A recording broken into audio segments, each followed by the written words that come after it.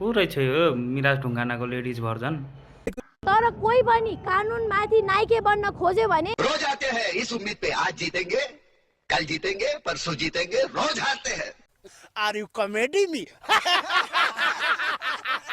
खबरदार त्यो मान्छेलाई एमालेको जनसागरले छोड्ने छैन।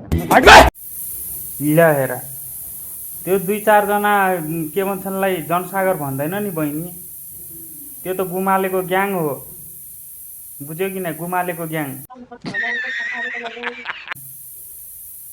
जनसागर रे। त्यत्रो तिम्रो बुवाले लजास्पद हार बेहोर्दै गर्दा तिमीहरूको गुमालेको जनसागर कहाँ थियो?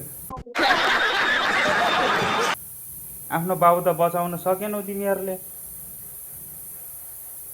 धन्नै अस्ति के भन्छन् हस्पिटलमा शरीरको सब पार्ट पूर्जाहरू फेल भइसकेका थियो र धन्नै अदालतमा आफ्नो मान्छे भएर उम्केर आयो तिम्रो बा। बिल्कुल बिल्कुल 2-4 जना झोलेहरूको ग्याङलाई एमालेको जनसागर रे भयो। अब जनसागर भने के हो? तिम्रो के भन्छन् केपी बालाई सोध, जेनजीको बेला कस्तो हालत थियो तिम्रो बाको, आर्मीको हेलिकप्टरमा भाग्नु पर्यो, त्यसलाई भन्छ जनसागर।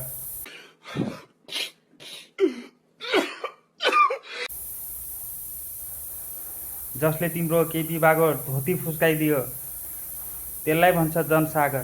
बिल्कुल बिल्कुल यो 2-4 जना गुमालेको त्यो झुन्डहरूलाई झोलेहरूलाई जनसागर भन्दैन नि त्यो 2-4 जनालाई। बहिनी कति क्लासमा पढ्छौ तिमी?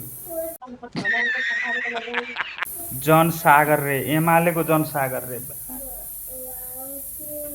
लाज पनि लजाउँछ होला यार यसको कुरा सुनेर यो बहिनीको।